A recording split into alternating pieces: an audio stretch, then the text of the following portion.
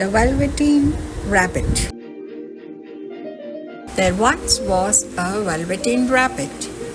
On Christmas morning, he sat wedged in the top of the boy's stocking with a sprig of holly between his paws. At first, the boy loved the rabbit, but soon he unwrapped his other toys and forgot the rabbit completely. After that, the rabbit lived in the toy cupboard. He was shy and most of the bigger toys ignored him. The skin horse was different. He was old and very wise. "Don't worry," the skin horse told the rabbit. "Those fancy toys will never be real." "What is real?" asked the rabbit. "Real is a thing that happens to you," said the skin horse, "when a child loves you for a long, long time." One evening, the boy could not find the toy that always slept with him. Nanny reached into the toy cupboard. "Here," she said, "take your old bunny. He'll do to sleep with you." That night, and for many nights after, the Velveteen Rabbit slept in the boy's bed. At first, the rabbit found it uncomfortable to be hugged so tight, but very soon he grew to like it. The boy talked to the Velveteen Rabbit, and they played games together. When the boy dropped off to sleep, the rabbit would snuggle down close with the boy's hands clasped around him.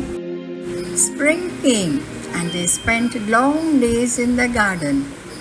The boy gave the rabbit rides in the wheelbarrow, and they had picnics on the grass. Once, when the boy was called inside, he left the rabbit in the garden until after dark. Nanny had to find him and bring him inside. "Here's our old bunny," she said. "All that fuss for a toy?" "Give me my bunny," cried the boy. "He isn't a toy. He's real." The little rabbit was very happy after that. He loved to sit on the grass and watch the boy play.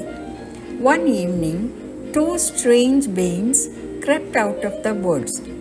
They were rabbits, but they were furry and they moved and twitched their noses. "Come play with us," they said.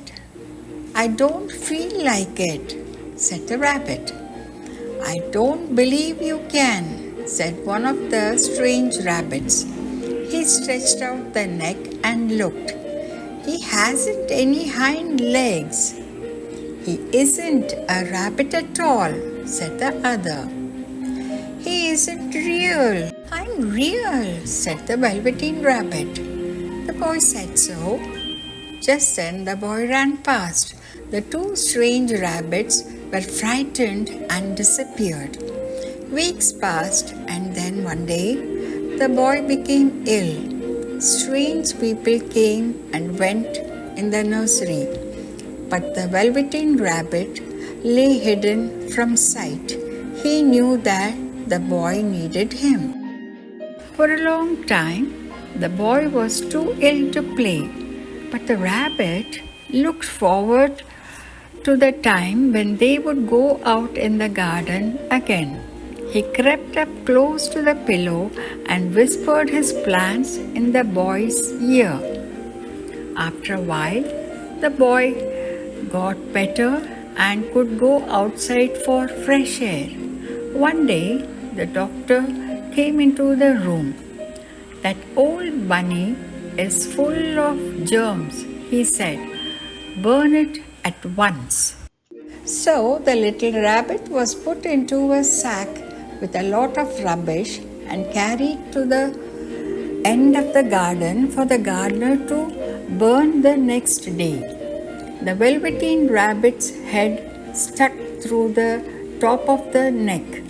He could see all the places where he had played with the boy. A real tear trickled down his nose and fell in the ground. Where it fell, a mysterious flower grew. The blossom opened and out stepped a fairy. She said, "I take the playthings children have loved and I turn them into real. Before you were real to the boy because he loved you. Now you will be real to everyone." She flew him to a glade where the wild rabbits danced.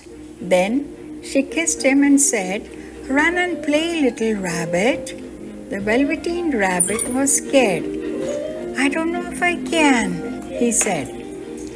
Just then, he felt a tickle by his ear, and without thinking, he lifted a hind leg to scratch.